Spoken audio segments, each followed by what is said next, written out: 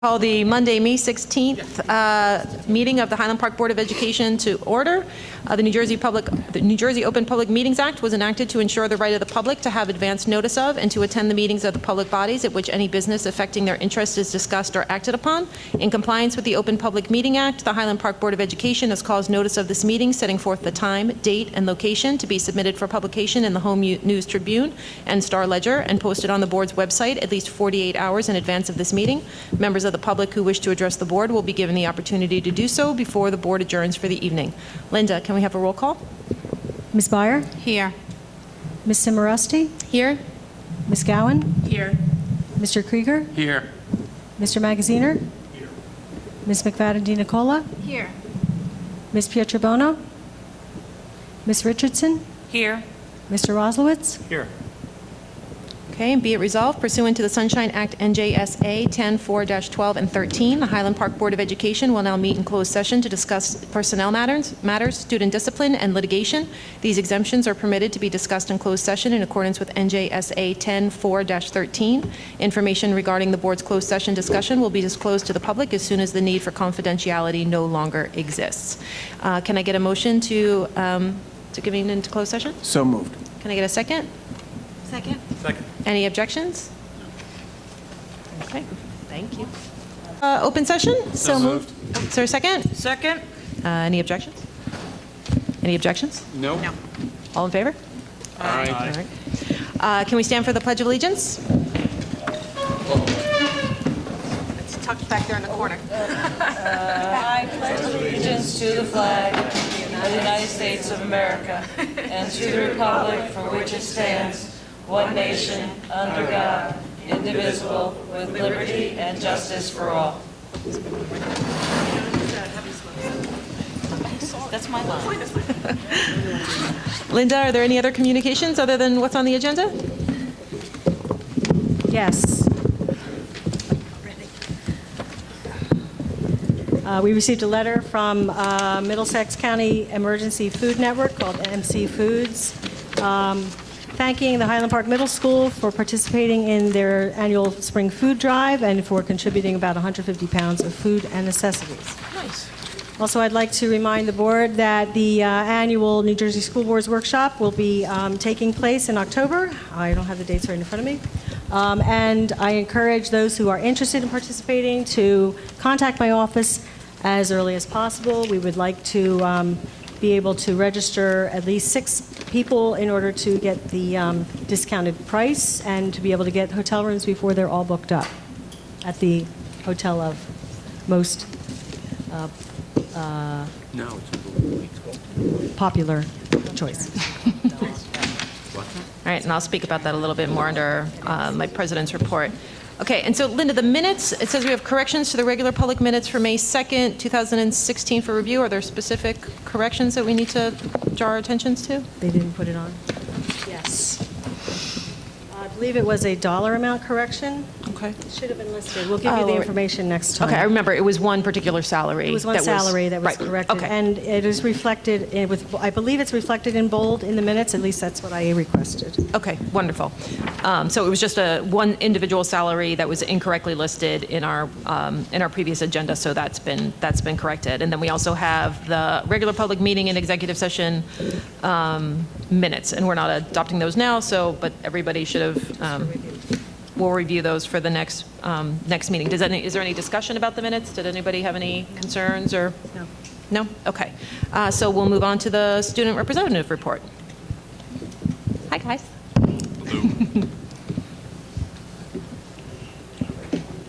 All right.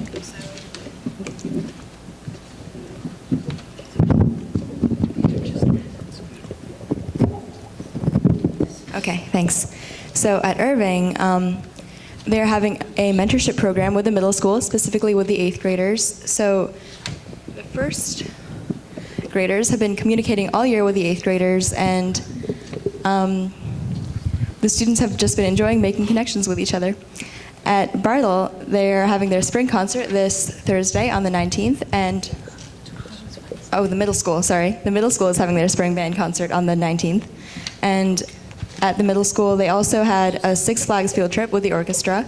and the orchestra, choir, and band went on their annual competition to Hershey Park this past weekend. And continuing the Six Flags trip, physics went on a Six Flags trip this Friday as well. The Model UN and Congress Club will be hosting their own one-day conference this Saturday in our own school. In addition to that, like I said last meeting, Dr. Brian Daniels will be coming by and he'll be speaking about protecting Syrian heritage. And everyone here is welcome. It costs $15 to attend, and all the funds will go to providing our students the ability to go on international trips. DECA held a powder puff football game, and it raised over $1,000. So that's really great to hear. The end of the year choir concert will take place May 25th, and the end of the year band concert will take place tomorrow in the auditorium, in the high school auditorium. The Highland Park Education Foundation held a fundraising night last Saturday, in which several clubs that benefited from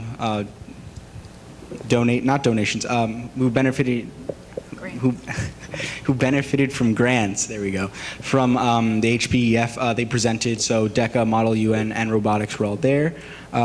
Dead Center will hold its last coffee house this year, this upcoming Monday, next week, May 23rd. And finally, Junior Prom is this Friday. Thank you. Did we send out information about the Model UN event? Yeah, for Saturday, that's open to the public? That would be great. Do you guys have a flyer or any information you can send? Yeah, there is a website. I can send it to you today. Okay, it would be great to send something home to all of the families, just to let them know that that's available. And Okay, yeah. Well, also, you might want to ask Mr. Gold if he can send the individual board members a special invite, like I got, for the We love event. special invites. So, special. Special, very special invites. But I mean, Thanks. I would love to make sure everybody, the whole community knows about it in case anybody wants to attend. It sounds like it would be a great Yeah, there fundraising was- opportunity for you guys too. Yeah, there was an email sent out, I believe, 2 weeks ago. Okay, can I ask you guys a question? Yes. Did you guys decide on schools? You want to tell us about it? Right. Yeah, Rutgers. Huh? Rutgers. Wonderful. All right. Nice, very nice, guys. Congratulations. Good job. And now you guys have to switch your tags because you're Amita and you're Mateo. All right, thank you so much, guys. So what you have for you for like 2 more meetings, 3 more meetings? Yeah, I believe I'm so. already having separation anxiety. 3? Okay. Okay. Oh, so have you guys been talking with, looking for Yeah, new we student literally reps? Is that started already in progress- process? That process today. Oh, really? Yeah, That's so- pretty exciting. Okay, well, they'll have big shoes to fill. Yeah. Okay, Scott, so we'll move on to your report. A few general announcements before I make a presentation about our strategic plan. So I've mentioned to the community and the board all the great recognition and accolades we've been receiving as a district. I pointed out a couple of individuals, including Ms. Day, who is our County Teacher of the Year this year. She'll be honored tomorrow evening at a special Middlesex County Education Association event. I'd also like to highlight something happening this Friday. Classroom Close-Up television show is going to do a taping about the Bartle Courtyard. There'll be a ribbon-cutting ceremony at 10, and then it'll be aired in the fall. Also, a reminder to the board, next Monday, 12:30, you're invited for a tour of the school district. We are going to, I'll give you details, but we're going to end up at Miss Miller's Glow class, so we can engage in their coffee house. They're actually, all the kids are going to talk about what they do in each of the various rooms in the suite. So stay tuned for my email about that. I'm going to go to the screen that Mr. Krieger decided to Sorry. move around a little bit. Guess I'm in the doghouse. Good enough. I am very, very excited to announce that today is the launch date of our Pathway to Excellence, which we're going to be using as the title of our strategic planning process.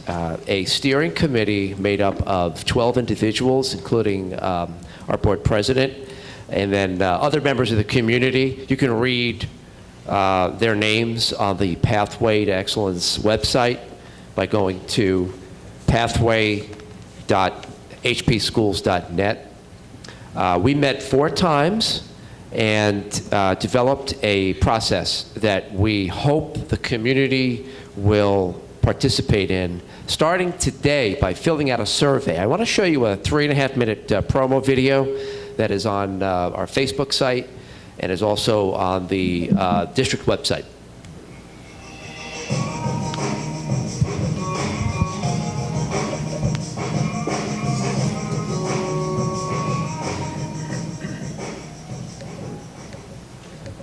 Hello, I'm Scott Taylor, Superintendent of the Highland Park School District. Please join me in taking part in a very, very important process that's going to launch May 16th, the strategic planning process, what we're calling Pathway to Excellence. The Pathway to Excellence is going to take stakeholder input, your concerns, things that you feel our school district needs to improve upon, develop action plans to improve on those things, and implement those action plans over the next 3 years so that we can take our district to world-class status.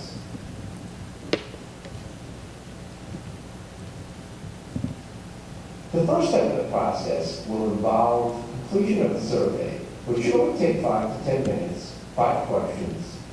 We will be asking for you to identify what you believe are the district's greatest needs. We'll also ask for you to provide your contact information if you choose to participate in another step of this very important process.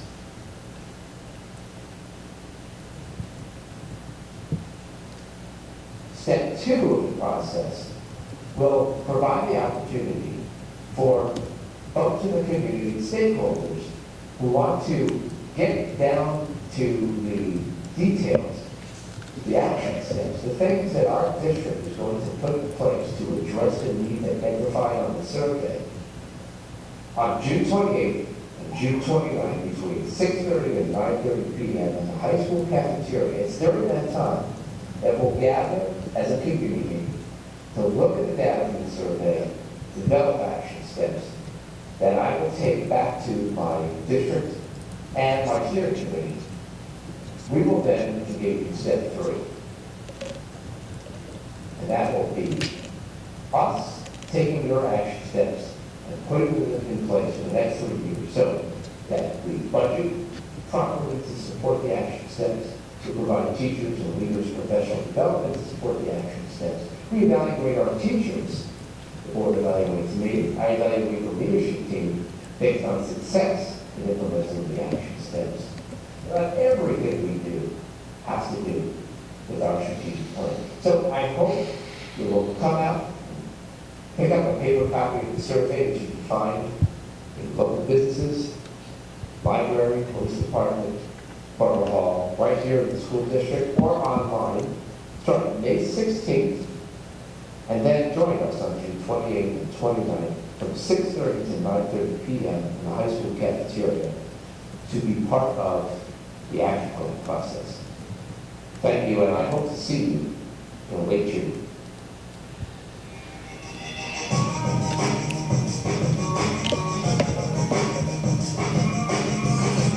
So the 3 steps again are, first of all, completing a survey. And this survey goes out to the entire community, not just parents or teachers or members of the board. Residents who may not be sending their children to our school district, local business owners, civic leaders, anybody who has a stake in the success of our school district should fill out this survey. Surveys can be found again online by going to the district website. It's all there. It's a 5-question survey. It is anonymous unless you choose to fill out the last question, which would have you provide your contact information, that we would use to invite you on June 28th and 29th to the action planning sessions. The second step will be attendance at those sessions. It's during those 3-hour sessions that we're going to get down into the nuts and bolts of developing our action plans. Those who join us will understand the feedback that we receive via the survey. We'll spend about an hour, the steering committee and I spend about an hour reporting on the data that we receive from the survey to the folks who show up in June, late June. And then we will allow people to break up, those who come in late June, break up into smaller groups, action planning groups, around their interests. So if one of our concerns comes out of the data to speak to the lack of educational equity, we'll focus on that as a goal over the next 3 years. And participants who come June 28th and 29th will be able to work, if they're interested in that topic, in a small group, probably 10 to 15, maybe more depending on the interest level, to develop year-to-year action steps. And these folks, step 3, in these smaller action planning teams, will meet with me, members of the board, members of the leadership team, periodically throughout the school year to assure implementation. I developed 5 committees since I came on board in October that have engaged the community on some level, such as the Ad Hoc Discipline Equity Committee, the Superintendent Community Advisory Committees. Those committees are going to now roll into the action planning committees. We're going to consolidate all the good work that people have been doing in the last 7 months into these action teams so we can take the 3 years worth of goals and action steps and run with them. And as I said in the video, this is the real deal. I've heard that in the past some folks have felt disenfranchised. Some in the community may have engaged in this kind of a process and felt that their voice wasn't heard. That's not going to happen this time around. This board and I and the steering committee especially are committed to taking what we learned through the survey and what we put together June 8th, 28th, and 29th into action over the next 3 years so we can go world class. So with that, are there any questions from the board? I'm going to slowly make my way back to the desk. Scott, the survey, I haven't had a chance to go and look at it yet. Is it available in any other languages? Yes, I'm sorry. Thank you for pointing that out. It's available in Spanish and in English. There are also paper copies of the survey for those who don't have access to the internet. As I pointed out in the video, you can find those paper copies as of this evening in the library and Borough Hall, and likely by the end of the day tomorrow, Stop and Shop and Rite Aid. We'll just ask that you complete the survey. Again, paper copies in Spanish and English as well, and then place them back in an envelope that you'll see posted in those stores and at the library and the Borough Hall. If you're going to go to the library, those of you who are watching at home, please go to the reference desk. That's where the materials are. Thank you. Does anybody else have any questions for Scott? If not, that's the end of my report. Thank you. Okay. So then we'll move on to the board items. And just as a reminder for anybody watching or for anybody here, the board has now kind of changed our board structure, and this is our workshop session, which means this is everything just kind of a discussion level. So we're just talking about the items that are on the agenda. We're not going to be voting on anything this evening. So we're just kind of doing a little bit more of the work that we used to do behind closed doors, out in public. So the first report will be curriculum and instruction. Michelle? Thank you. The Curriculum and Instruction Committee did not meet, but I had a phone call with Scott over the items, so I'm going to have to rely on Scott for any questions that you might have. But there's a field trip request form that's attached. Item number 2 is a job description for a database specialist and technology support staff member. As far as I understand, this is not testing related, standardized testing related, just so you're clear on that. Number 3 is a resolution to approve the job description for a behaviorist specialist. And this would be someone who works in the middle school and high school, I believe. Number 4 is a resolution for another job description of a special ed para and a job coach, who I believe would be in the high school. Is that right? Yeah. Correct. Thank you. Number 5, resolution to approve corrected start date for the university graduates and students that are doing their internships. Number 6 is a resolution to approve the Teen Center SAT course instructors for the summer SAT prep course. And number 7 is to approve an MSW student intern for the Community Teen Center from the Rutgers University School of Social Work from September to April. Number 8 is a resolution to extend the internship of 2015-16 Community Teen Center pre-doctoral intern Marjorie Sloss from Kane University. That's it. Does anybody have any questions for Michelle on any of the curriculum items? So we have the revised job description, which we had last time, but then Scott kind of adjusted it for us so we could see what was in the old job description versus what's in the new job description, which is great and very helpful. And then the behaviorist is just totally new, correct? And then, so number 3 and number 4 are totally new, and the behaviorist is a position that we added in the budget this year Right. for next year. So has that, what's The word I'm looking for? 16-17 year? Yeah. The Have you behavior. started looking for candidates for that position, or when does that start?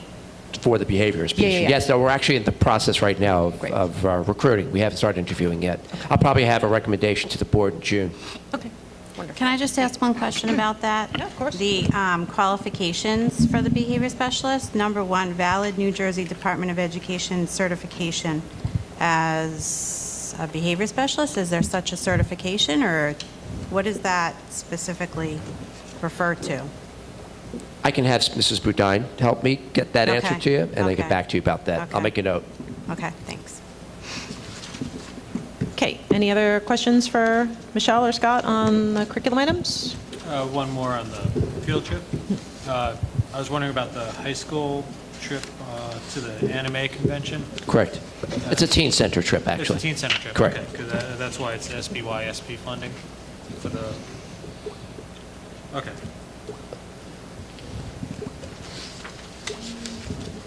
That That's was it? Mrs. Halloran? Dr. Halloran, I should say. Oh, yeah. I'm sorry, Holman, forgive me. Right. No, I understood. Was that it, Rob? Yeah, that was Oh, it. okay. Thanks. All right, anything else? Okay, then we'll move on to finance and facilities. Mark? Great, thank you. So items 1 to 3 are the usual bill list items, and they will contain a travel spreadsheet before we vote on it next time. There is a change to 1B, which says April 1st through April 15th. That should be May 16th through May 31st. So we'll see those full out numbers next time before we vote. Items 4 and 5 are items that have to do with educational services, special needs students. So we'll be approving those expenditures in those areas. 6 and 8 are 6 through 8 are annual resolutions. So it's something we do every year. Item 9 is a special education tuition placement settlement. So that's why it talks about a settlement agreement. Item numbers 10 and 11 are our facilities services contract with Temco and our food services contract renewal. Item number 12, let's see, yes, item number 12 is our contract with the Source 4 for teachers, and that's being done with no increase in rates. Item 13 is student accident insurance, and that number is going to be changed down to $19,241 with a 0% increase. Linda just informed me of that. We do that? Fantastic. Like that. Yep. 14 and 15 are the resolution to repave the parking lot behind Irving. And this was a budgeted item, and coming in at, oh, yes, it's coming in below budget. I was budgeted for quite a lot more. Item 16 and 17 is contract for replacement of railings at the high school, and this as well is coming in at under what we budgeted it for. Items 18 and 19 is the replacement of the light pole, which is leaning at the Highland Park High School Athletic Complex. That was not a budgeted item, but we'll make it up given that the other items are so much less. Items 20 and 21 are refinishing the wood floors in all of the schools. And the high school gym floor will be refinished in early November over the HPA convention break. And then, let's see, did I miss? Oh, here. Item 22 and 23 are purchase of a replacement golf utility vehicle. And that's being funded by the equipment allotment from our Temco facilities contract. And then the last one is item 24, which is bedside instruction. And that's for students who aren't able to attend school and need to be taught at home. And that's the full list. Any questions? I do have one thing I'd like to add before Sure. you open up for questions. We did get our results back for lead testing in our water Yes, supply. yes. And fortunately, everything checked out well, except for one water fountain at Irving, which we're replacing. Do you want to speak about that a little bit? Well, it is one of probably the oldest water fountains in the district. Excuse me. It is being, now that we have the report, it's being sealed off. No one can use it. It will be replaced as quickly as we can. And that's out of 57. I read that report this afternoon. It's like in a different language in terms of ease of reading. It's really difficult to understand. But that one fountain is out of 57 tests, 57 different units that were tested. So it's very good that we did this. So I want to just say, thank you from all of us that you went ahead and did this earlier than we had to. This is another example of us being ahead of the curve. I Yep. think it was just weeks after we approved this that the governor came out and said that this was going to be an across-the-board mandate. Do we know, how elevated were the levels at that one fountain? Very highly elevated. Very what? So what do we do in Very that highly. case? What did you say, Linda? What do we So do in that we- case that we know that there's a fountain that We- students have been drinking from that have? We remove the Highly fountain elevated. and we replace it with a good fountain, and then we have the water retested. But what do we do in terms of notifying the families of the students that have been drinking from the fountain with the elevated lead levels? I mean, I think that's really That's a good question. I mean, that's- Right. I haven't communicated anything at this point to the community because we're just getting the results back. But Right. if you suggest we do, that's something we could consider doing. Yeah, I mean, I think and I we think have we to. need to consult with, the districts. I mean, we have a physician on, a district physician. I mean, it seems like we should speak with the district physician and get the recommendations and what we need to do. I mean, those are our littlest people. If there's I testing. think I'm going to talk to some of my colleagues and see how they've been handling situations. I know some districts nearby obviously have been hit with this issue and see how they've handled it. I don't want to alarm anybody, but I do want to No, but, do I as mean, you suggest, make sure we're all on the same page about Yeah, what we need it's- to do next. We need to be full disclosure. Okay. I did have one, on the source for teachers, and this, I guess, is Scott. So we're renewing and at zero increase, and, well, that's great. What is the evaluation? I mean, do we annually evaluate, reevaluate source for teachers, how that contract works, whether we're happy with them? Are there other options? I'm It's a good just question. curious about it. I don't know. I actually met with Brian Engel, who's in charge. He came last week and presented me a lot of data. We sat and talked. I'm actually pleased with their work. I'm going to pull up some data here. We've had a very good fill rate, and for the most part, I have found this is just anecdotal evidence based on my experience in other districts, comparing it to here. I think we filled the majority of our substitutes with good quality people. In a second, as soon as we're done, I'll pull up some numbers that speak to the fill rate. It's in the 90 percentile range. Our principals sometimes get hit with double-digit absences, and on any given day we could have a problem. But for the most part, throughout the year, it's actually been a combination of things. We have a very good fill rate, and we have seen something like a 24% decrease in the number of teacher absences since last year at the same time that the data was presented to me, which is pretty significant. But yeah, we're pleased, and we meet with them annually, as I did last week. Good, yeah. I had read in Philadelphia was a school, well, it's a troubled school system, but they had a contract with Source that they had ended after this past year, and fill rate was a huge issue with them. I think from what I've read, in a lot of larger districts, it may not work quite May as not well work as as it well. does for a small district Right. like us, where, it's folks like you or, Denise that are, like, they just kind of do what they would have done anyway, they just do it through Source for Teachers. So, Right. this is something I've asked Scott about regularly, because I read those same things about concerns about Source for Teachers, but, Scott has always been very reassuring in terms of the quality of the subs, and, heck, I've got 2 fourth graders, I'd hear an earful if we didn't have good subs. I think would hear what's that. also satisfying is, and as soon as I can pull up this data, I'll share with you, is the action that Source for Teachers takes when teachers provide poor feedback about an experience they've had.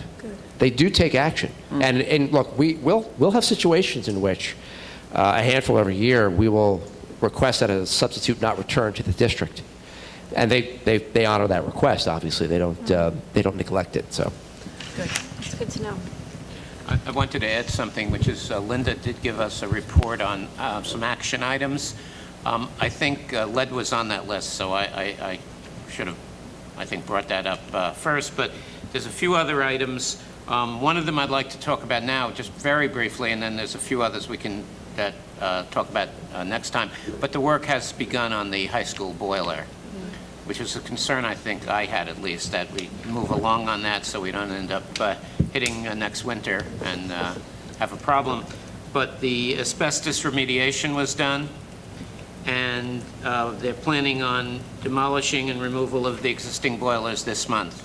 So it's really moving along, and it's really good. And there's other items on here, I think, less critical. There's some capital improvements we can go over, but I'll talk about those at the next meeting in detail. Great. Thank you, Mark. Darcy, I'm sorry.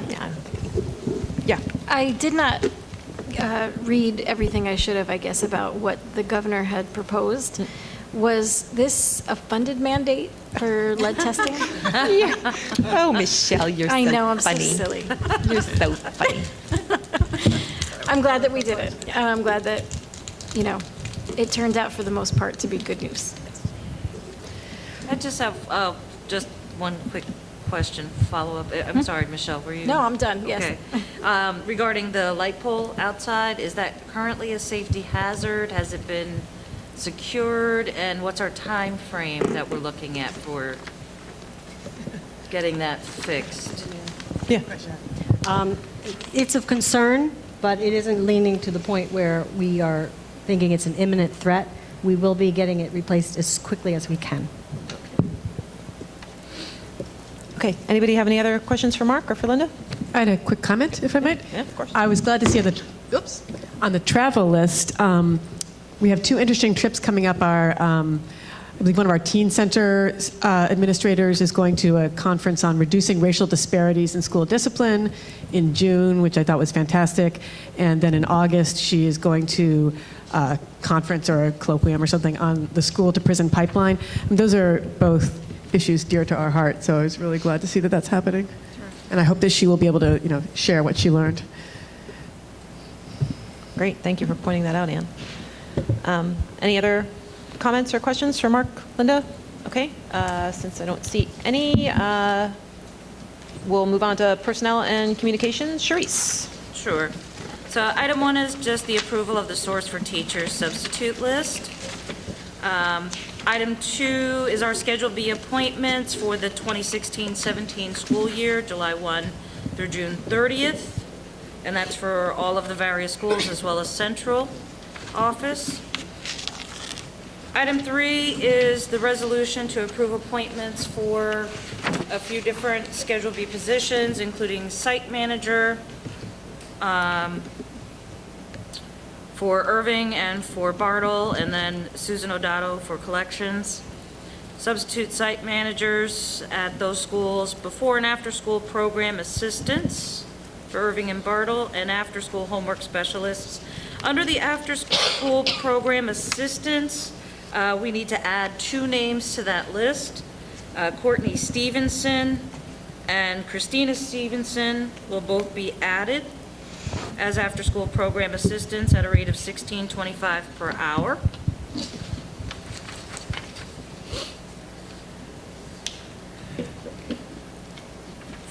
Item 4 is our resolution to approve summer band camp director. 5 is approval for resolution to approve a Spanish translator. We have our item 6, very excited to see our volunteer doctor, Dr. David Jacob. Item 7 is for our volunteer coaches for football and baseball. Under item 8, we're going to make a couple of corrections. This was for approval for a resolution for approval of hours for staff who attended the Highland Park Street Fair. Please strike Susan Curtin and Judy Pacasey in your copy. Okay, item 9, resolution to approve additional hours for Irving paraprofessionals. And then you have the 10, which is the summer hours for staff. 11 is the resolution for the extended school year employment for several special education teachers and a paraprofessional. And that's partially funded by the IDEA grant funds. Pardon me. And then you'll see on page 9, we continue that list with the additional staff required. Okay, so 12 is our school nurses for the summer, and 13, child study team testing IEP meetings that all will occur during that summer time period as well. It's a long list. It's a very long list. It's that time of year. It's that time of year, exactly. Number 14 is a resolution to accept the resignation of first grade teacher. Bernetta Allen will be retiring, so she has announced her retirement. And we have our 15 is a maternity, disability, child care leave request. 16 are resolution to approve the science teacher for high school. Donna Solis has been recommended by the district. 17 is a resolution to approve the supervisor of curriculum and instruction of STEM. Christina Nicosia was interviewed and is being recommended.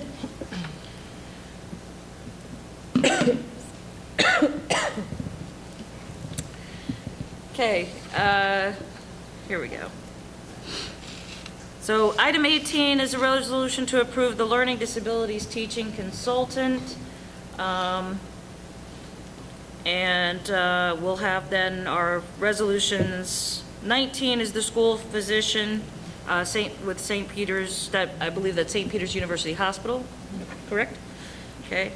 And then 20 through 25 are all positions that we are required to maintain for various areas: gender equity officer, homeless liaison, Americans with Disabilities Act officer, Title IX officer, English as a second language program officer, and safety officer. And finally, 26 is a resolution to approve employment of 12-month confidential non-bargaining unit employee. It's basically a shift in terms of Chris Brzezowski's current position from bargaining unit to non-bargaining unit employee. Sharice, would you mind speaking a little bit about the supervisor of STEM process, which we did for the humanities position as well? Sure. So we went through 2 rounds of interviewing. The first round of interviews was conducted by a group of teachers and building principals who selected, I believe it was, you started out with 12 candidates? We started out with 9. 9 candidates in the first round. Okay, so they went through and interviewed 9 different candidates for the position for STEM supervisor. The position was trying to basically pull in a person who would be able to serve in a supervisory function, be able to work with teachers in the classrooms, be able to help to guide the curriculum and provide professional development in the areas of STEM throughout the school year. From those nine, they came up with two really fantastic candidates. Unfortunately, one was way out of our price range. Fantastic candidate, but just was not feasible for our community to pay that much money, the amount of money that really she would have deserved to be paid for her expertise in the area. We got, I think, a very good candidate, outstanding candidate, someone who is ready to hit the ground running. Her area of specialization is science, not math, but we're, going through that process of trying to balance those things out. And anything else you want to say about that, Scott? Just that start dates. Anticipated start date for Christina, pending the board's approval next Monday night, would be July 11th. And I must tell you that our supervisor of humanities starts tomorrow. So Suzanne Ackley hits the ground running. And if I may just shift gears to the candidates, the teacher and the LTTC. Actually had one more question please, on go that. ahead. Will we do the same thing with Ms. Nicosia that we did with the Supervisor of Humanities? Have her come to the next meeting? Absolutely. Wonderful. Yep, that's- Okay, so I just and wanted she'll to... probably say a few words. Perfect. Right now, we have both of them slated to share an office next to mine. We're thinking about potentially putting them somewhere else so that they're together with Jen Knapp, our other supervisor. So we'll be looking at that over the summer. I do call references when before I make recommendations to the board. I just thought I would share a couple of words about first Donna Solis, who is currently a teacher at St. Joe's, Metuchen.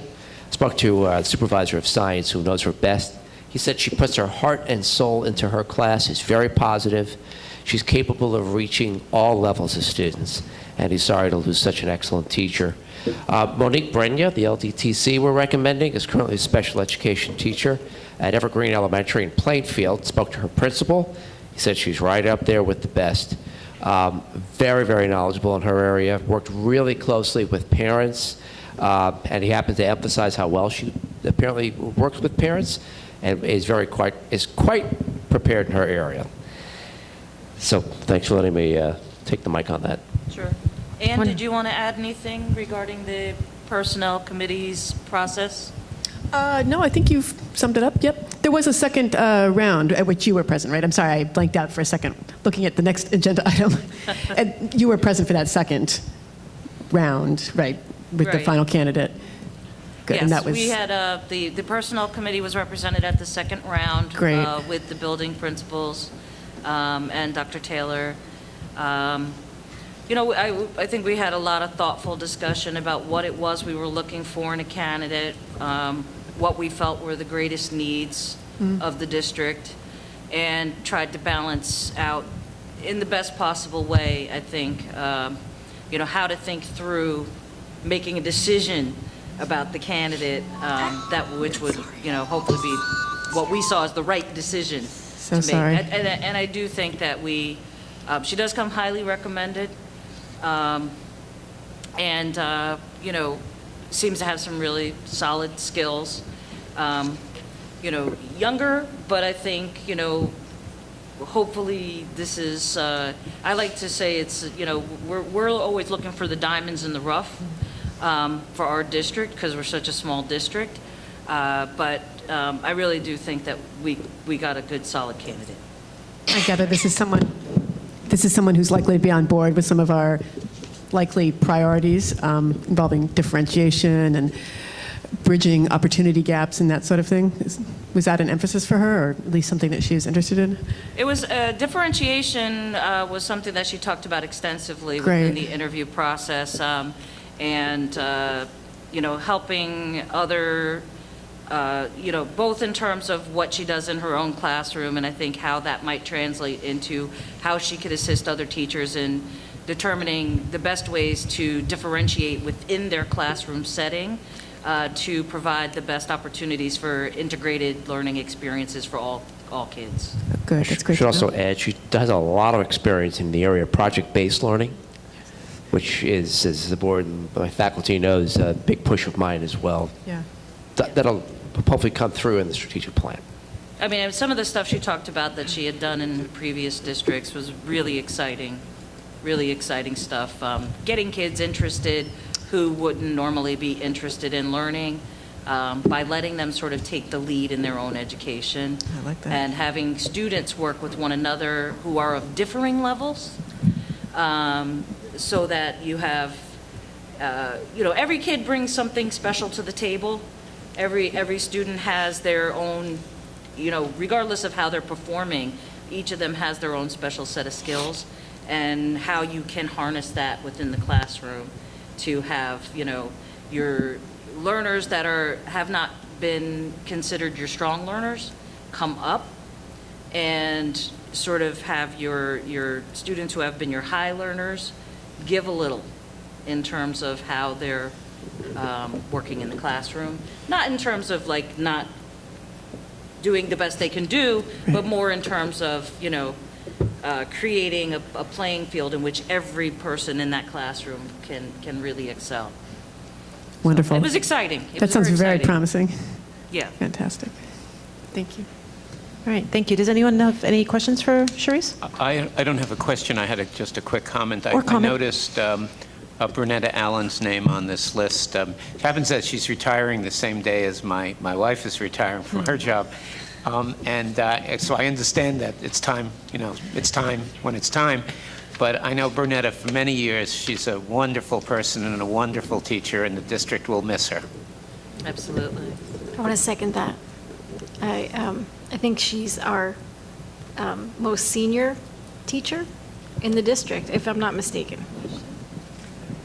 I'm pretty sure she's at least the most senior teacher in Irving School. Yes, I know her from my last tenure on the board all those Oh, years wow. ago. So she's been here a long time. She's just a great teacher and a great person. Ironically, the person who would know the answer to that question just left. She was a spectator, Oh, okay. but I'll ask tomorrow. Yeah. I'm curious. But I just wanted to point out that, she was unusual in that she stuck through a lot of tough times over the, recent past, when she had, the opportunity, I'm sure, to go elsewhere. So she's a wonderful teacher. Although my kids never had her, I know her. So that's the kind of teacher she was. I think she's involved in everything that happens in Irving School. I'm sad to see her go. We're doing a sort of faculty in our district to determine if she, in fact, is the most senior member. On the spot. She's not. She's not, okay. It's got to be close. My mistake. 42. She's been here a little over 23 years, and we've had 24. We've had people here for how long? 43 years? 43 years. Wow. Some of them are paraprofessionals. Wow. Holy moly. And is that, I was, Uh, mistaken district-wide, but potentially Irving School at least. No. No? I think that is in Irving School, Oh, right? Yeah. Wow. All right, well, Irving School is a fun place. I don't blame them for saying that. All right, if no one else has any other questions or comments for Sharice, we'll move on to policy. I just had a quick sorry. question. Not really a question. I don't know what comment. I don't know. The Title IX officer, item number 23, that would be Mr. Gervin. I think that Title IX covers issues of, issues that might arise around the transgender policy, the potential transgender policy. Yeah. So what I wanted to say was just to put a little highlight on his name as a support staff person in terms of this issue. It's hopefully not a contentious issue, but I'm sure that Mr. Gervin would be supportive and helpful in any way. I mean, based on stuff coming out of the Department of Education right now, that is what the statements are, is that any issues arising with transgender policies are Title IX issues. Right, so it's equity issues They are equity issues. and civil rights issues. And that's yeah. coming from the Department of Ed. we have a sense yet for what kind of training might be available for teachers and staff? Assuming that we approve the new policy, which is next on the agenda? The transgender policy? Yeah, training for Well, we can talk about that now if you like, or we can wait till the policy comes up. Oh, we can wait. Let's wait. We are planning to invite Dr. Sazzo to our September 1st PD Great. Opportunity.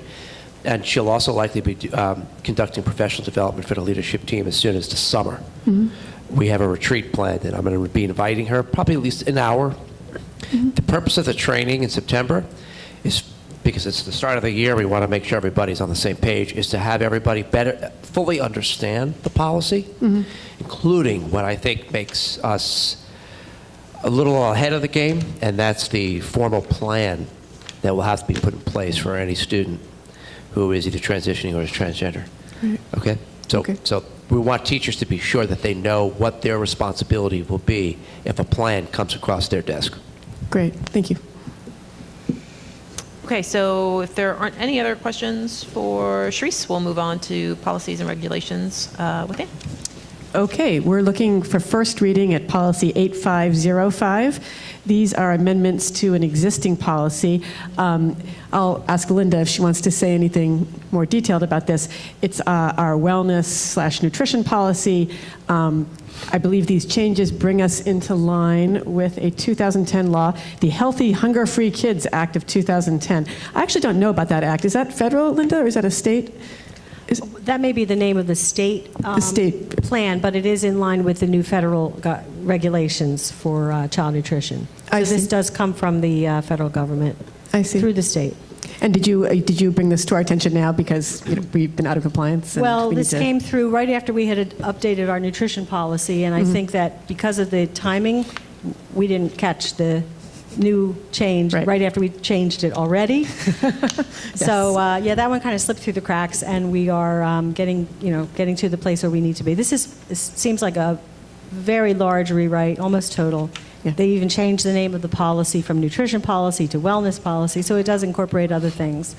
And we just underwent a child nutrition review through the State Department of Agriculture, and this is one of the requirements, so we wanted to make sure that we were in compliance with Wonderful. That. Thank you for keeping up to date on that. So I think that's self-explanatory, and I'm certainly glad that we are poised to consider it. The second policy is one that we have spent, it's more customized for our board. That's our transgender policy, number 5756. I was hoping that that some of the committee members would be available tonight, but it looks like they were not able to make it. I'm here. I was going to move on to you. That was my next. I'm sorry. Michelle is a committee member and a board member. Yeah, no, I'm sad that Lauren and Stephanie couldn't make it tonight, but they will be at the next meeting. Oh, at the next meeting. Okay. Well, that's right. I forgot. This is not the sort of big formal one. Yeah. All right. So, I mean, many of us already know a little bit about the policy. Michelle was on the committee that was instrumental in drafting it. Michelle, did you want to say a few words about the critical components? Should I just blast off a couple words? Yeah, I mean, I generally just wanted to say that I was so proud that our committee was so dedicated. We met several times, 4 or 5, I can't remember, but over everyone's different schedules, and really got into some heavy discussion, and even talked about some potential conversations that would come up amongst parents or administrators or others that might not understand some of the more subtle difficulties of the issue. It's new to many of us. Yeah, and I think that the attitude was generally one of kind of welcoming understanding as we were kind of crafting this policy. So it was trying to brainstorm potential issues that would arise in conversations, and trying to problem solve before they became greater issues. And as far as I can tell, the only comments that we've received as a board, that anything that's come through, it looks to be curious or concern, but I would not call any of these messages, malintended or negative. I think that there's an understanding, and I'm so proud to say this, that I think there's an understanding in this community of diversity and inclusion around this issue. So I think that was it. There's just my personal pride in the process. I really love the gender identity support planning that you guys included in that. That's just fantastic. So in addition to sort of preventing disasters, we're also looking forward proactively when we have a student who is going to be in transition and has made the school aware of that. We're actually going to be, getting out in front of the issue to help that student. So I thought that was fantastic. I guess we'll have a longer presentation at our next meeting. Yeah. Scott, did you want to add anything at this workshop meeting on the transgender policy? I'm sorry? I'm sorry. Did you want to add anything at the workshop meeting here about the transgender policy? Understanding that we'll have a more formal presentation next week? Okay. I think just generally the attitude was differing from the other policy that was presented to us from Strauss-Esme. The attitude about this policy that's different is that we are looking for a way to protect the transgender student and the transitioning family in the district, rather than the mirror of that, which was the Strauss-Esme policy. It was more or less this attitude of defending the community against the potential issue that would arise if we allowed anyone and everyone to use, a unisex bathroom, for lack of a better word. But I think the attitude that pervades this policy is it's more in line with a defense of equity, just general equity, and that it makes a big difference. The way that we approach this issue made a big difference, I think. I'm just so glad to see that we went to the experts on the issue. We went to you. I know that you authorized me to say that you have a relative who has come out as a gender nonconforming person, a transgender person. My brother. Your right? brother, yeah. Yeah. No, how many details to go I'm into? I'm proud, and I think that our family was given a great opportunity to have my brother in it as a transgender man. And I know we had a psychologist who's the parent of a transgender child, and then also Dr. Sasso, who specializes in gender diverse populations, among other populations. So I think we did the right thing, and we went to the people who knew what they were talking about. Thank you, Michelle. Yeah. And thank you, Dr. Taylor. I wish Stephanie and Lauren were here so that we could also kind of give them accolades. Yeah, I totally forgot that this would not be the meeting to... Yeah, but they were just fountains of information and experience. It was an unbelievable experience to work with them on this. It's okay, we can reprise all this again at the next meeting. Okay. I have Sorry. no problem with, I have no problem with doing that. And I mean, I think one of the interesting things that have happened is not only has this policy gotten, a tremendous amount of attention statewide, but now the whole national issue has kind of blown up as we're going through this process. So it's going to be very interesting to see, I think, how this plays out over the next couple weeks. Yeah, I mean, from my perspective personally, I kind of feel like this is not a new issue. There have been transgender people forever. I think it's a new issue to a lot of people's psyche. They don't understand that they come in contact with transgender people every day, and they just don't know that. So I think that there's a lot of understanding and sensitivity around others transitioning to this issue of transition. And I'm happy that this is something that Highland Park has introduced into the conversation. And I'm really happy that the policy that we have presented has not focused solely on transgender and transitioning, but also just gender nonconforming. Yes. And recognizes really the range of expressions of gender that exist. And I think that that's how it kind of steps outside of what the conversation is in many places. So it's expanding the boundaries, expanding people's understanding, and making space for everybody at the table. We want to make sure that our schools are comfortable places for all of our students, all of our families, and our visitors who might be here. So wonderful, wonderful job. Thank you. Right, and I mean, and as a person who doesn't, certainly no expert in this area at all, the thing that really grabbed my attention when I first read the Strauss-Esme policy and made me reach out to people who actually do have experience in this area was it gave a tremendous amount of leeway to the administration to question a child and to question their gender identity. And that just struck me as so completely wrong. I mean, in what other areas do we write policy that gives our administrators leeway to question children around such a personal issue? So I think the thing that I think almost the most revolutionary thing that our policy does is gives the student that autonomy and gives the family that respect to make those decisions and not to have them be questioned by people who don't understand them and have no right to question them.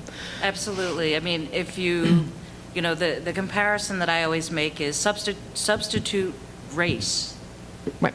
into that same scenario. You would never question how a student defines themselves racially or ethnically or whatever. That's just not something that you would, you know, a student has a right to define themselves how they want to define themselves as an individual identity issue. So it just shows how bizarre that entire thing is. Right.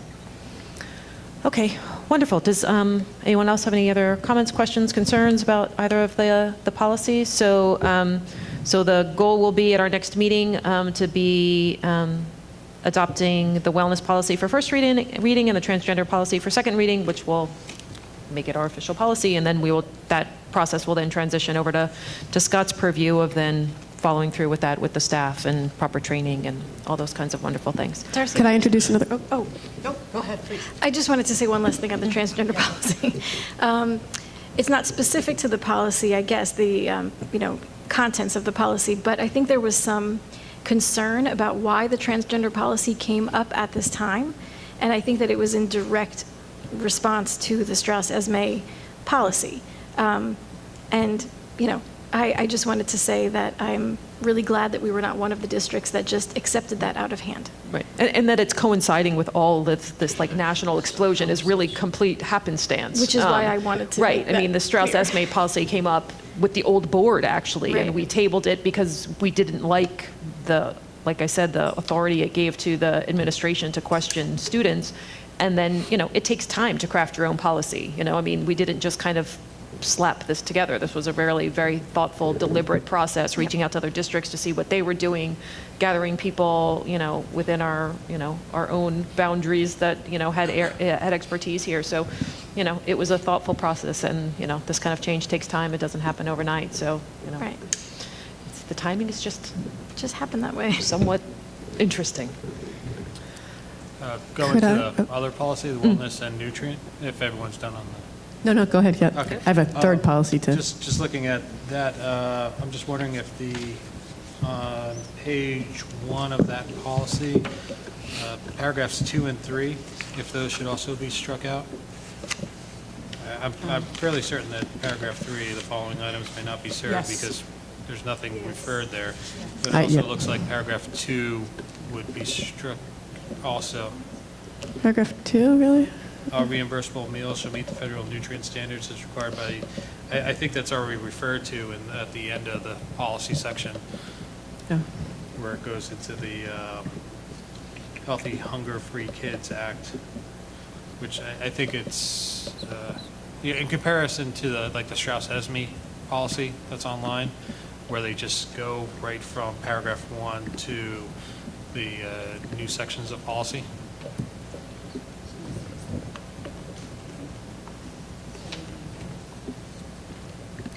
So was something just missed in terms of the strikeout? Probably. I think we just need to strike out more stuff. Okay. So could we just have it checked over to make sure all those strike-throughs are? Okay. All right, and if there's nothing dramatic, we'll still put it on for second reading for. First reading for next Monday. Yeah, for first reading, right, sorry. With the, Right. if those need. With the additional strike-throughs, strikeouts. right. Right, okay, Okay. wonderful. Yeah. Thanks, Rob. Okay, you said you had one other thing for policy? Yeah, just a quick thing. We talked a little bit about policy 0155, board committees, last time. I neglected to mark up our old policy in time for this meeting, but I was hoping that if I can get the policy committee to get together and look over my changes, we could potentially put this on the agenda for first reading at the next meeting, even though we missed our workshop opportunity. And we've already I think that talked would be about okay. it. I mean, you'd basically be workshopping it with your committee, so. Yeah, and Okay, yeah, it's mostly, I'll circulate a copy to the committee, and if other board members are interested, they're certainly welcome to ask about it. And I'll come and ask you to put it on the agenda on Wednesday. Wonderful. Great. Okay, and just for the rest of the board's edification, Ann and I and Scott and I have been having a lot of talks about how we're going to move forward in terms of policy review, and we've identified a lot of shortcomings in the way policy has been reviewed in the past. So we're going to try to shore those up and make sure that we're keeping up with all the policy reviews. Scott's going to check with Strauss Esme, see if they have some sort of service that we can take advantage of where they'll kind of do like a full audit of what we've got now, what needs to be updated. So we're looking at a lot of different options for getting ourselves, because we've already identified multiple places and where our policy is.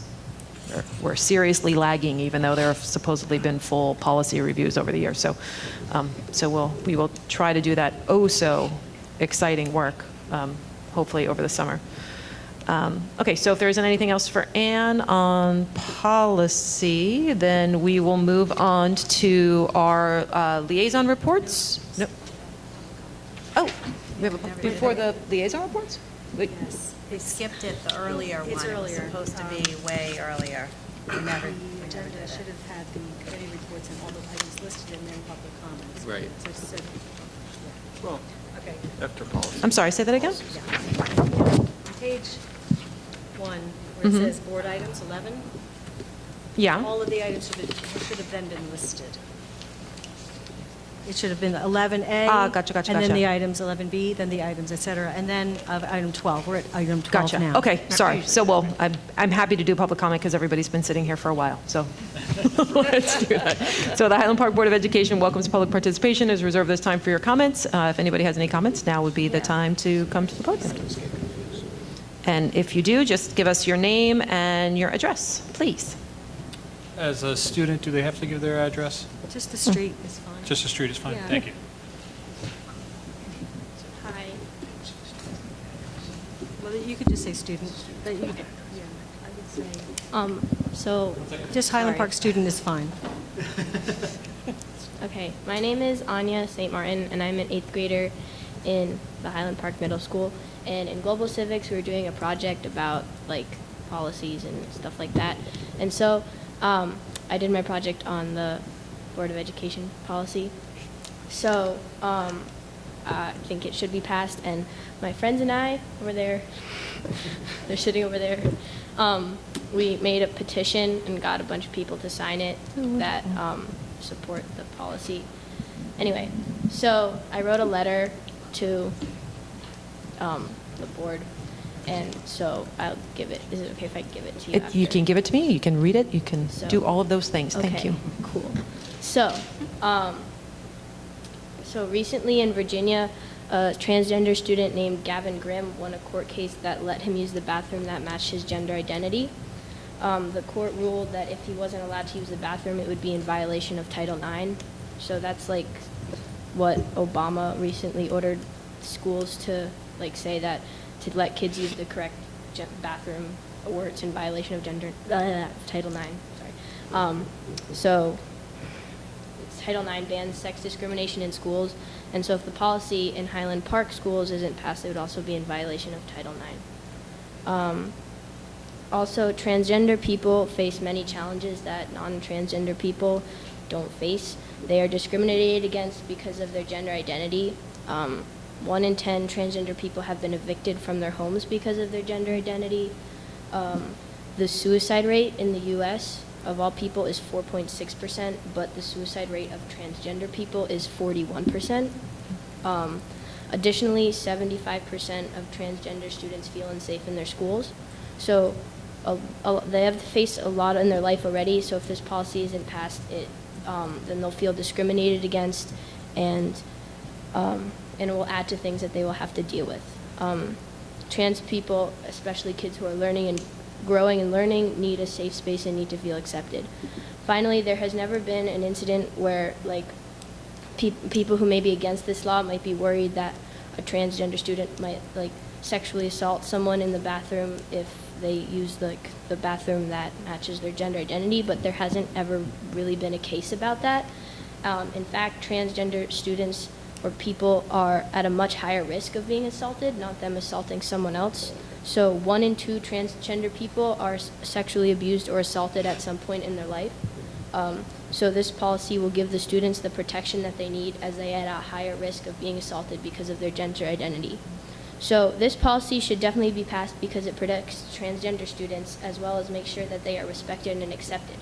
It also ensures that they have the same rights as other students in the school and stops discrimination against them. It also helps create a plan to help them, so that's really good too.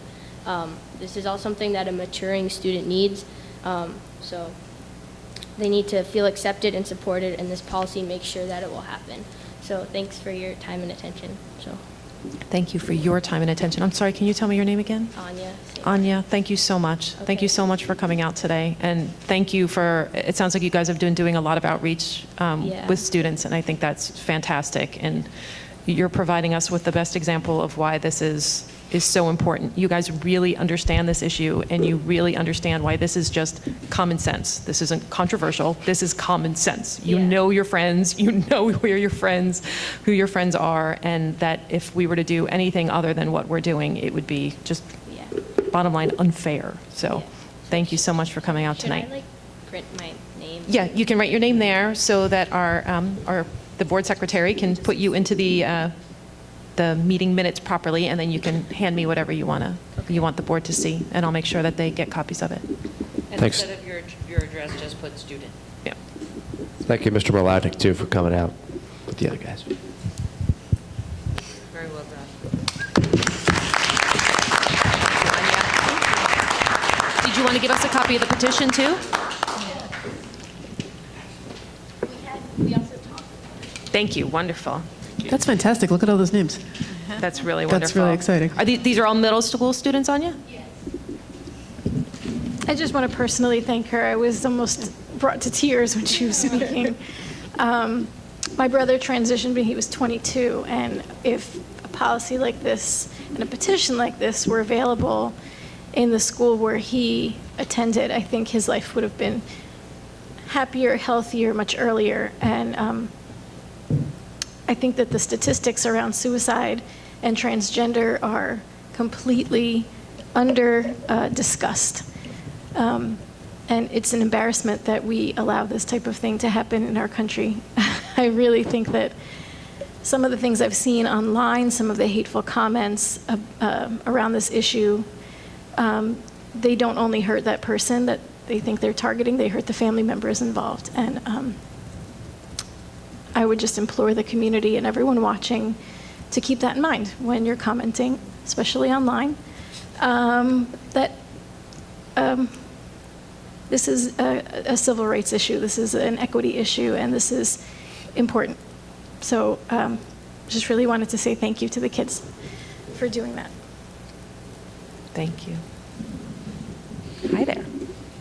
Lynn Fryer, 314 Wayne Street, Highland Park. I just wanted to say thank you to the board for writing this policy, having this policy being ahead of the national curve, and doing the right thing, and also my deep admiration to the students and to Global Civics for kind of teasing the issue apart and, understanding it on so many levels that the rest of the world doesn't seem to have caught up with us.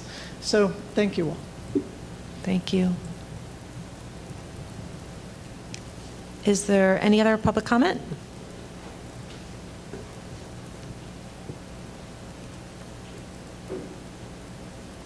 Hi, good evening. My name is Matthew Hirsch, 333 Felton Avenue. I just had a question about the water fountain at Irving. Do we know, as far as notification is concerned, do we know what level of lead the water fountain was, and do we know at what point if we should be concerned, or I don't know.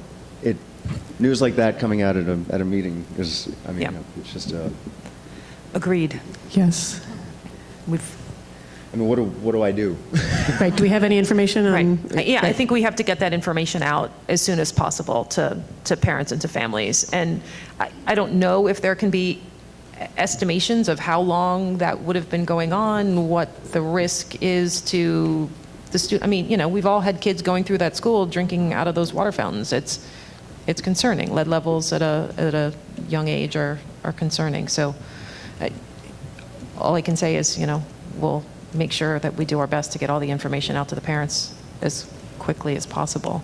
Okay. Yeah. I mean, the just and just as a citizen, the last thing I would want to see is this kind of information kind of leaking out there. Yeah. Agreed. Just on its own. It would be good if there were some kind of coordinated effort. The governor did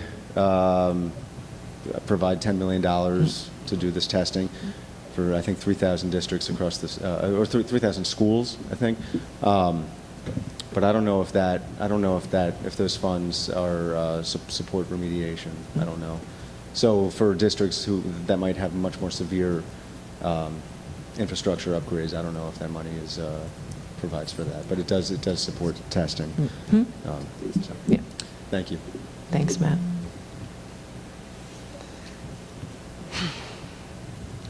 Is there any other public comment? Okay, so seeing none, then we will move on to the liaison reports. Let me just catch up with myself in the agenda. Sorry. So thank you guys so much for coming out tonight. Thank you so much. Thank you. So the first one is the Municipal Drug and Alcohol Alliance, but that's the one where we have a student as our liaison, so I don't think we have figured out a communication strategy there, have we? Okay, so we will endeavor to do that for Put it on the to-do list. Okay. Which makes the next one Michelle for Borough Public Information and HPTV. Yes, there were no meetings that I was aware of, so there's nothing to report from either one of those, but I could report for the library out of turn if you'd like me to. Sure, go ahead. Okay, rogue. Okay, so the meeting was held April 25th, and there was some discussion operating on a temporary budget. They're reporting that the printer being moved from the kiosk area to the main desk has improved their profit 76%. So that is very good for the library. I'm happy about that. They have a quote-unquote new computer system in place. All of the computers have been donated, so it was another library that upgraded their computers that we, inherited their hand-me-downs. Yeah. But they were an improvement. Hey, but if they're new to you. They're new to us, that's right, and they're so exciting. So the Highland Park Library now has newer computers, and they did also upgrade, from what I understand, some infrastructure supporting the connection. So they also had a savings in their contract. They have a new Cablevision connection. So there was some savings there. The roof has been delayed, unfortunately, so I think there may still be some leaks that citizens are dealing with. The Borough's Sustainable New Jersey application is done, and that went through the director. They were able to, I think they were able to hit a silver certification with Sustainable Jersey. They also bought an ad, as we did, for the HPEF for their May 14th event. And so we actually inspired them to do that. I just wanted to kind of put that out there, that we kind of crowdsourced some funds. The library book sale went off without a hitch. That was just this past weekend. I saw the email that came out saying, please don't bring us any more books. Yeah. Really, we've had enough books. Thank you, everyone. Desperate for people to stop donating. I think that people look forward to it all year. They stockpile, It's so funny. It's hysterical. So and this is pretty much every year from my experience as an employee there for years, was that people would have to be asked to stop, which is wonderful. And yeah, so then there was an item of new business where one of the board members is going to be attending the New Jersey Library Trustee Program. And during that new business section, I brought up the idea of the library cards issue that we had spoken about last time, about making it more accessible to students. And they had taken it very seriously. There was some, significant discussion about that, and they spoke about having main offices potentially having information available, and also registration forms in the main offices of each one of the buildings. So this is like the next step. This is their idea. So I guess we take it from there. Also, there was some discussion of having some information given in the registration packets for incoming students. So when kids were registering, they would automatically have an application available and information to go home with for their families. And they did think that it was important to continue the tradition of the children's librarian, Fran Lee, coming to the building and offering, applications and card information and, motivation to come and visit the library. And of course, I would assume that we would all agree with that. But they were excited to hear any new ideas that came to them, and they wanted to make sure that we knew. Great. So can you follow up with Scott about getting that information out to parents when they register? And love that. Okay, wonderful. Anybody have any questions for Michelle? No? Okay, so Judy's not here, unfortunately, because she's at the librarian conference. Yes. Are we going back to item D? Oh, sorry. Yes, Rob.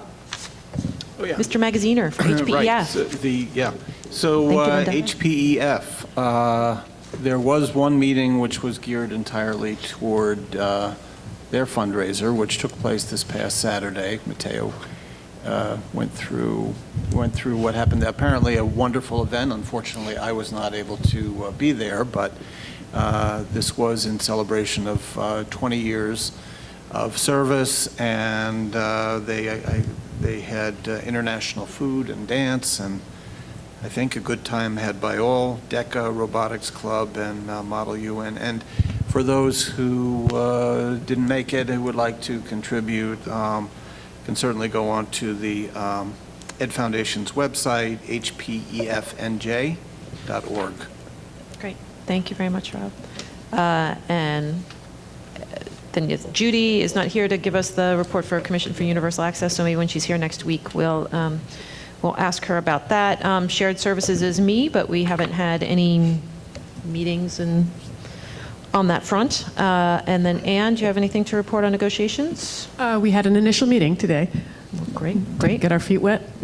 And was there any follow-up scheduled, or what's I believe that the association is going to be submitting a written proposal with some items on it for our review. Wonderful. And Ruth, CPAC?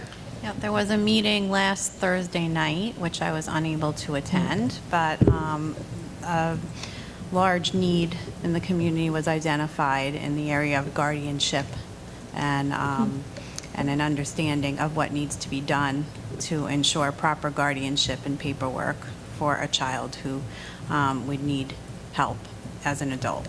So that's something that's going to be followed up by CPAC and bring in a lawyer who specializes in that for another meeting. Is that students over 18? Yeah. Yeah, okay. Yeah. So students who are over 18 but still enrolled in the district? Students who are unable to be their own guardians. Right. How to make sure, how to, effectively move the guardianship from the student to the parent. Interesting. Okay. So do they have a plan in place for? Yeah, they're going to bring in another lawyer who specializes in that. Okay. That's it. All So right. they'll also talk about, so the idea is to talk about both issues for children who turn 18 while still enrolled, as well as those who have moved out of the district. They've aged out of the district. Right. And now, okay, great. Yeah. Okay. I look forward to hearing more about that in the coming months. And Charisse, parents of students of color? POSIC met on May the 5th. We obviously talked about the diversity dinner, which then happened on May 9th. And was Had a lovely. fantastic turnout at diversity dinner. Thank you, everybody, for coming out and sharing the evening with everybody. We were very, very happy to have Amandla come and sing as well as our local national juggler, Jonah, who also came out and helped entertain. One of the things we're hoping to do next year is to get a few more cultural performances from among the student body, to solicit students to come out and perform. Another thing we discussed at the May 5th meeting was an interest in seeing the seal of biliteracy brought to the district. This is a program basically that would recognize the value of families or students who bring language to the district, but then also are securing other areas, other language proficiencies as well. It could just be a student who develops multiple proficiencies through the high school process, but it's a specific program that could be brought to the district. Another level of excellence that we could see here potentially. We will likely be doing a reorganization meeting. The date has not yet been set for the next POSIC meeting. So will somebody from POSOC be reaching out to the administration about the bilingual conversation that you guys are having? Yeah, the seal of biliteracy. There will be a formal proposal, I believe, that will be developed and will be presented. Okay. Ms. Schlesinger and I actually started to talk about it as well. Oh, fantastic. Yeah, Good. so I have a pile of material on my desk that I'm going to be looking at. Okay. I can only imagine how many piles there are.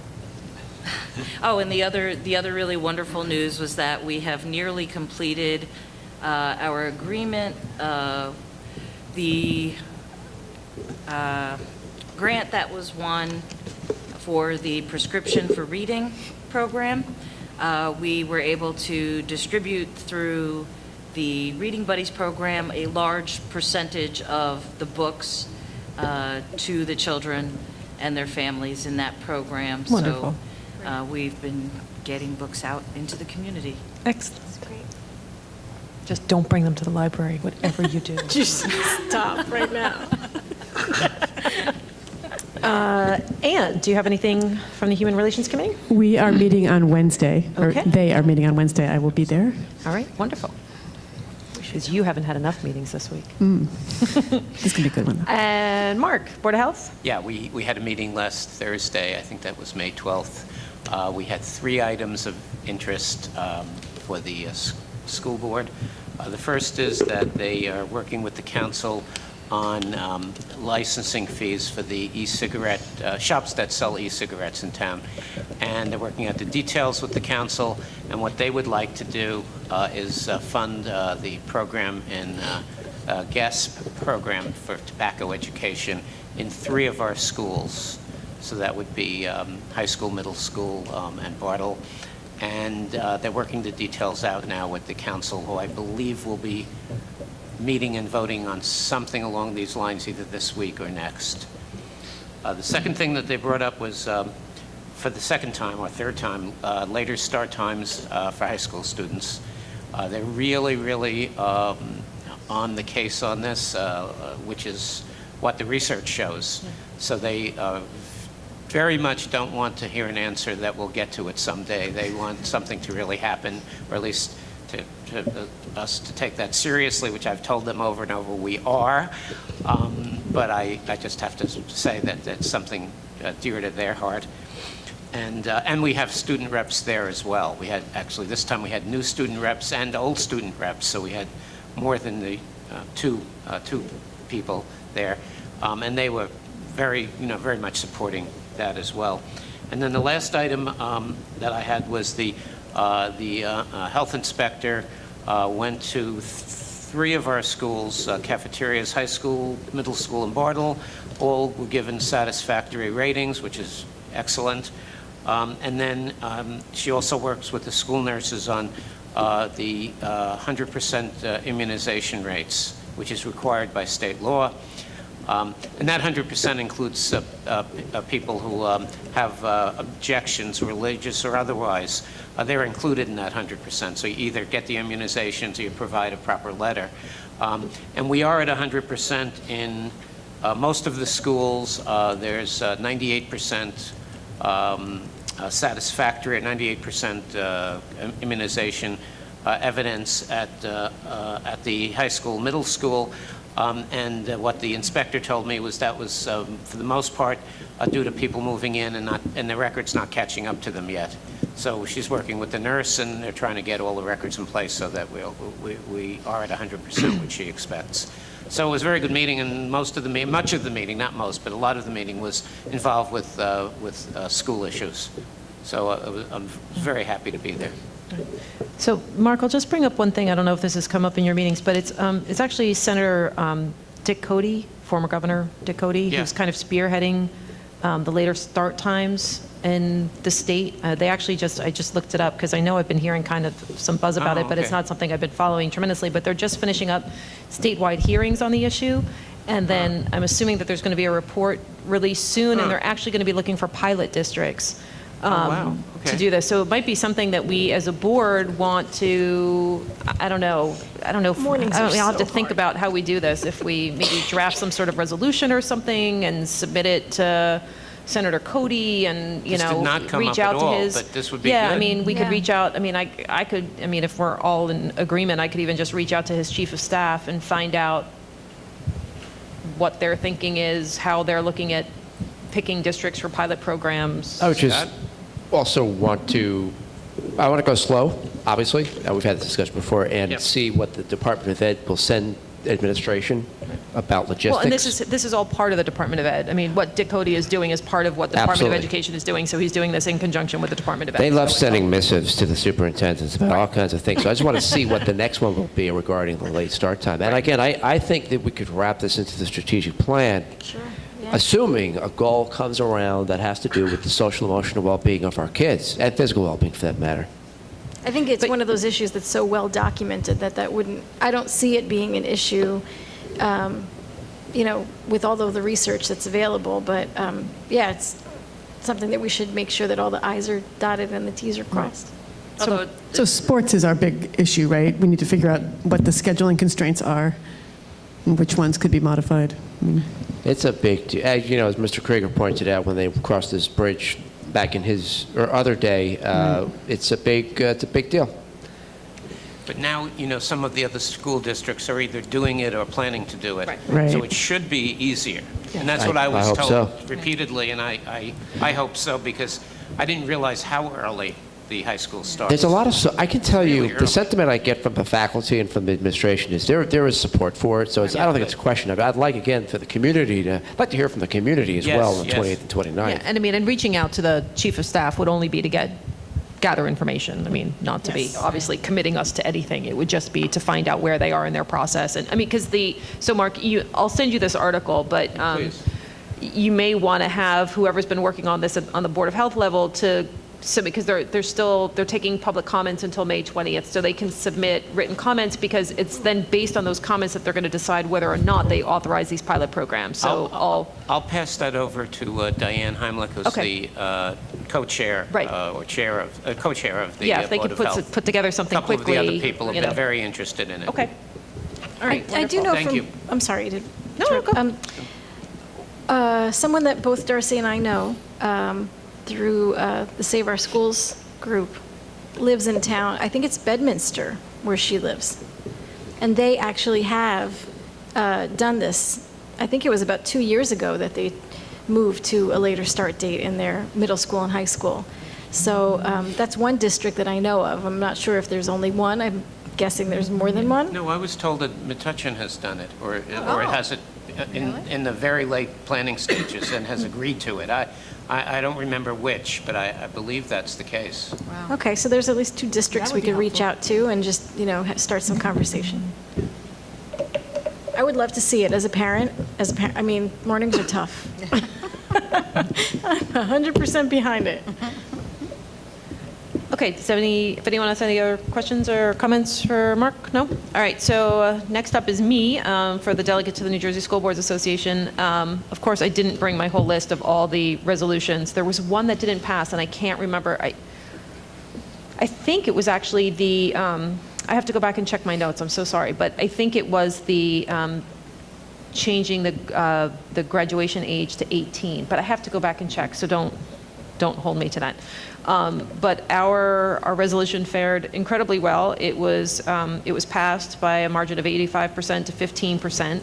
It was one of the more lively debates I have ever seen at the Delegate Assembly. This is my third one, and actually this was the first time I've ever seen this happen. It was, the people were putting in amendments, and then the people were, putting in, they come to the microphone and they say, okay, now I think we should stop talking about this amendment, and then we have to vote on the amendment, and then the amendment gets voted down, and then somebody puts in another amendment, and it was like, holy moly, what? And then everybody's looking at me, should we adopt this amendment? Do you like this amendment? I'm like, well, I don't know, no, just leave it. So, long story short, it was adopted through much drama and 40 minutes of debate. Everyone that rose in support of the resolution felt very similarly to us, that the idea of Park being the sole graduation exit exam requirement is utterly preposterous. Exactly just what Mark did. There was a lot of that. And I had spoken with Scott ahead of time and asked him if he thought it would be okay to have Susan print up 150 copies of our resolution, and I wrote up a little cover letter, and she printed those up, and I trucked around the room and hand delivered those to everyone, which got me in a little bit of trouble, but that's okay.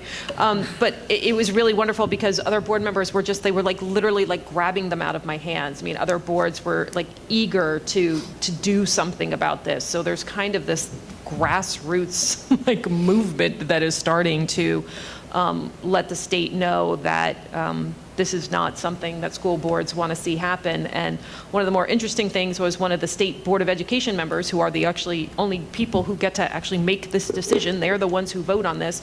One of the State Board of Education members was in attendance, Joe Fisicaro, who is actually the vice president of the State Board of Education. And I went up to him personally, because, I'm not shy that way, and spoke to him and asked him what he thought about what he had just witnessed, and he said that he had just recently met with a group of about 90 teachers, and he got very similar feedback that they felt that this was a very damaging proposal.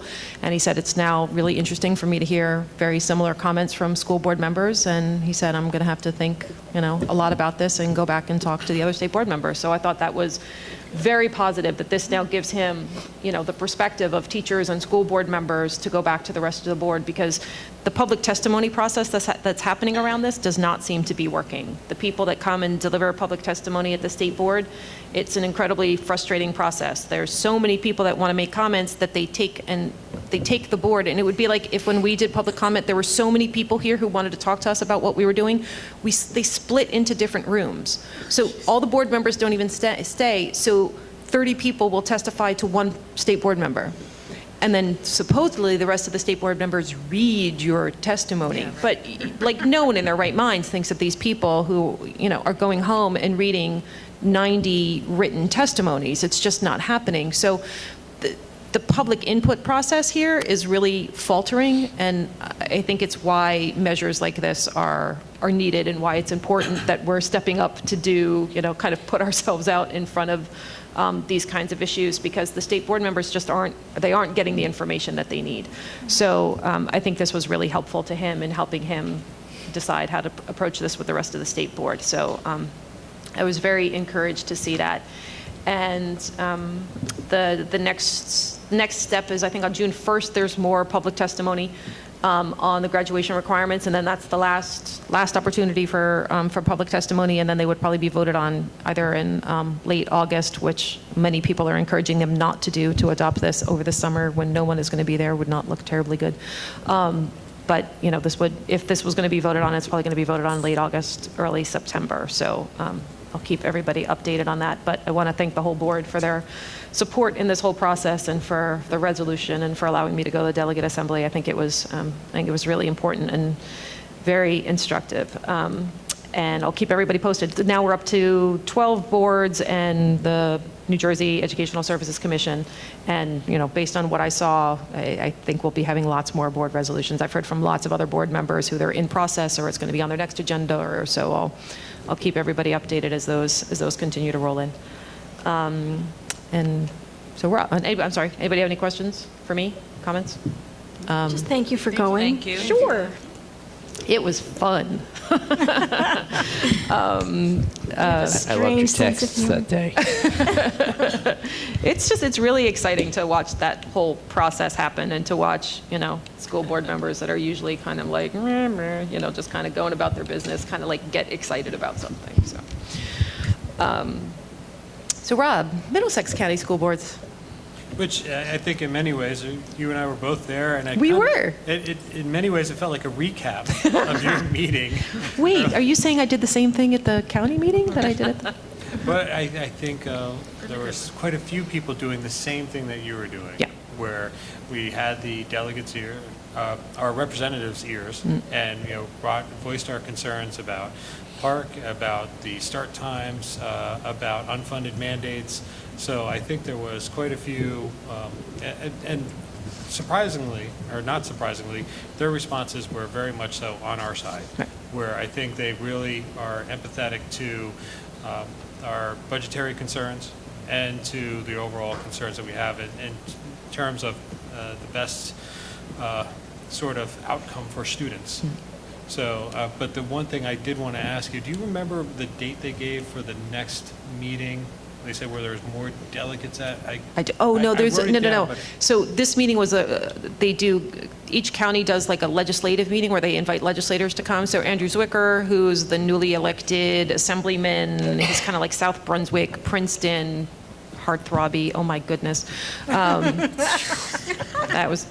He's so on our side. His wife's a teacher, and he was just like, I was like, oh my God, you're one of us. No, I remember when you're one of us, and you're in the assembly. How often can I call your chief of staff and harass them? The woman he replaced was completely the opposite. Exactly. And I remember hearing from our friends in South Brunswick when he was elected by not so much. And he won by a hair. I'm sure Matt knows the whole story, but like he won by a hair and like recounts and yeah. So it was wonderful to meet him. And then there were a couple of other chief of staffs there from a couple of other folks. I can't honestly off the top of my head remember who, but it was. I mean, and this is kind of the frustrating part of doing this work. So Rob got like a little taste of this. You go and people all seem to go like, yeah, and then the same crummy policies still get passed. You're like, wait, what's going on? I thought we all agreed on this. So it really is kind of and. Now there are, I didn't mention this, there is now a bill that Senator Nia Gill has proposed that would deal both with the park as a graduation requirement and with part of the regulations it's so kind of convoluted and complicated, but if a student can't pass the two tests that are going to be like the gatekeeper exit exams, the ones you have to pass or you don't graduate kind of thing.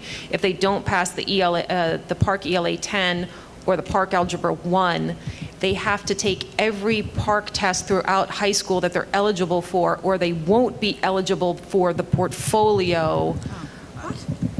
Yes, it's kind of ridiculous. So if you can't pass the ELA 10 and the Algebra 1, and you opt out of any other high school test, then you're not eligible for the portfolio assessment, which would be the portfolio alternate assessment. So Nia Gill's bill also, she has a second bill that deals with that, saying no, like if a student refuses the Park test, it should not impact their ability to graduate. So, and then Assemblyman Eustace was going to propose a bill for the Assembly, like a companion bill, and then somebody else is doing one for this. So there's both Senate and Assembly bills that are out there, and so as I find out more, we'll see what we can do to support those and try to rally support behind those, because if the state board doesn't do the right thing, then our next step is the legislature. So that's where we are with that stuff. But yes, so then there is also a New Jersey School Boards Association hosts a legislative day. I should find out when that is. I'll let you guys know. I'll send you guys an email and let you know when it is, because I'll definitely attend that. And so Senate Stephen Sweeney is going to be kind of the big draw there, and then they'll have, several other legislators that attend. So that's always a good place to get our concerns heard as well. So thank you, Rob, for attending the Middlesex County School Board's meeting. And so that's the end of our liaison reports, and that gets to my president's report, which, good night, guys. I just wanted to mention a couple of things quickly. Linda mentioned earlier workshop, and if anybody is interested in workshop, so I was going to make a bit of a pitch for workshop. This is the annual New Jersey School Boards Association conference. I've gone the last 2 years. I found it, amazingly helpful on a number of levels. First, obviously, the sessions are just always. There's almost too many sessions to choose from to decide what you think is important. And as far as I'm concerned, the more of us that are there, the better. The more we can cover, and the more then we can then come back together and kind of we would bring that much more information back with us. So Mark is already committed to going. I've committed to going. Scott's going to be going, and Linda's going to be going. If we have 2 more people who can go, then once we get up to the magic 6, Michelle, you're committing to going? I had such a good time last year. You couldn't not go, right? No, okay. It was wonderful. And I just have to say, I am very introverted. I had a tough time getting out and meeting people, and Darcy is not. So going together was really great, because she's like, oh, look, there's, our friend from... just knew lots of people. It was wonderful. It's something you cannot you can't do that kind of thing online. Yeah, and it's hard to do anywhere else. It really is the biggest gathering of school board members from across the state, and it's just a wonderful opportunity to network. I think this year I might go to the dance party. I don't know. So, Ruth, it's October 25th through 27th. So typically, those of us that go stay over the 25th and the 26th, and there's things all of those days that are wonderful to attend. Mm-hmm. So if anybody is interested in attending, you can reach out to me. I'd be happy to answer any questions or whatever. So if we have one more person other than Michelle who wants to come, then we get a discounted rate for everybody to go. No pressure. Susie Burdine will actually be going too. Oh, she will. So we're good. at our magic number. Okay, so if anybody else wants to come, then it's just icing on the gravy. cake. Yes. So. And Janet will book us once we have the magic number, Linda? So it sounds like we already have the magic number. Terrific. It sounds like we are there. And so on that same note of networking and how important it is, and this kind of ties back into the delegate assembly. When I was leaving the delegate assembly, I had lots of people coming up to me and throwing their business cards at me saying, could you send me your speech? Could you send me, the resolution? Could you this? Could you that? And I was like, we need cards. We all need business cards. Oh, great idea. Oh. So can we look into board members getting cards and what that would entail and what that would cost and who would put those together? And I think it's important. I think it's important that we all kind of take this seriously and we have these for...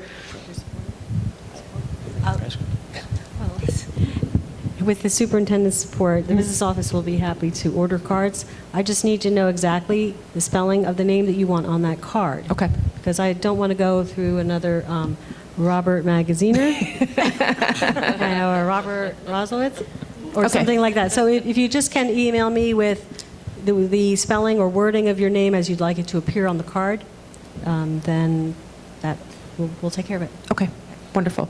Because I think it's important. There's kind of, I think as individual board members, people can feel kind of stymied, but you do represent the public. You can speak with the public. You can give your card out as a board member. What you can't do, what I can't do, just like any of the rest of you can't do, is you can't speak for the board without the board's permission. So I can't just go to one of these things and start saying I speak for the board if I haven't talked to you about that. And I think a lot of board members don't understand that. There were a lot of board members at the delegate assembly who had not spoken to their board about the resolutions, and they were just voting whatever they wanted to vote. So they don't really understand the process. But I trust that we all, you guys are all going to get your proper training, and we talk about all these issues a lot. So we know what our roles are, and we know what we can do and we know what we can't do. So I think to me, this is just a matter of presenting ourselves professionally and, being a way that we can let people get in touch with us if they want to, so.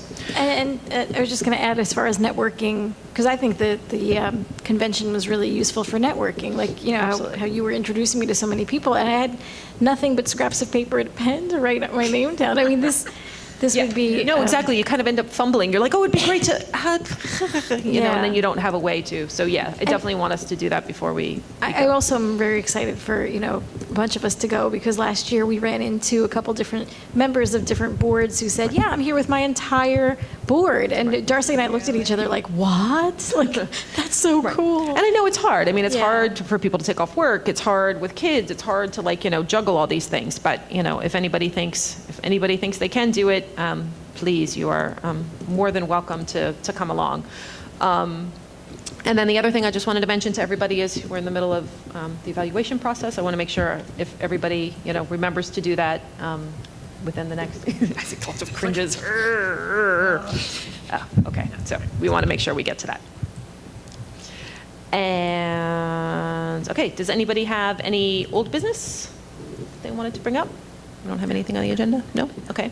And Ruth, did you? No? Oh, okay. I saw a gesture out of the corner of my eye. Absolutely not. And then new business, Scott had one item that he wanted to... Just one item. I want to let the board know that Pastor Seth Caperdale asked if I would write a letter to support an initiative that he is leading along with his corporation, Affordable Housing Corporation. It has to do with resettling State Department-approved families, refugees. The proposal, let me back up a step. What Pastor Caperdale is trying to do is have New Jersey be an affiliate of a national organization called the U.S. Committee on Refugees and Immigrants. And this committee in New Jersey would work to resettle 30 to 50 people in Middlesex County over the next couple of years. In Highland Park, that would mean about 5 families over the course of that time. He's already talked to Mayor Carol Mittler. She seems to be on board with it. So Pastor Caperdale said that I have to, he needs one superintendent from the county to write a letter of support. And so being that we are his resident district, I had no problem doing that as long as the board doesn't object. No, that sounds great. Yeah. I read the letter and it was absolutely lovely. Okay, great. Okay, and just a reminder, if any board members do have anything they want put on the agenda for old business or new business, let me or Scott know before Wednesday of this week, and we'll get it on for our agenda for next week. Is there something else? No? You do? Okay. Yes. I just wanted to make an announcement that we're having some difficulty with our emails. We had a problem about a week ago with this, and apparently it has recurred. It was corrected, but now it's back. What's happening, and our technology services manager is out until Wednesday, so it will be remedied on Wednesday, but due to a death in the family, we really don't want to trouble him right now. Right.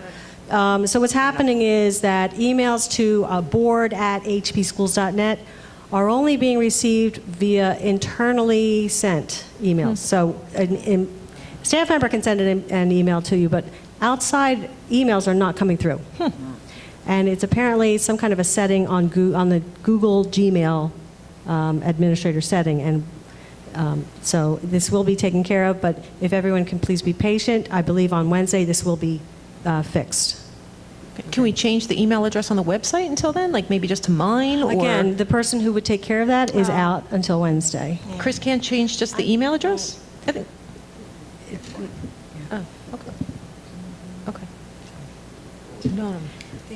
Do you know if they're stacking up or bouncing back? And they're bouncing back. I tried sending one from my personal email and it bounced back. Yeah. So if everyone can be patient. Yeah, sure. Thank you. Thank you for that update, Linda. Is there an alternate address for people to send information to? Or just, Well, if anybody, okay. Well, I actually saw one that was turned around, I think, from the main office that had come in and was kind of pushed through. Yes. Right, If anyone would email a staff member, such as myself, then I could forward it to the board internally. Right. So, certainly. Okay. So that brings us to public comment. The Highland Park Board of Education welcomes public participation. Is reserved this time for your comments. Is there any other public comment?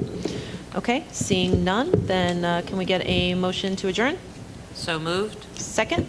Second? Any objections? No. All in favor? Aye. All right, good night, everybody.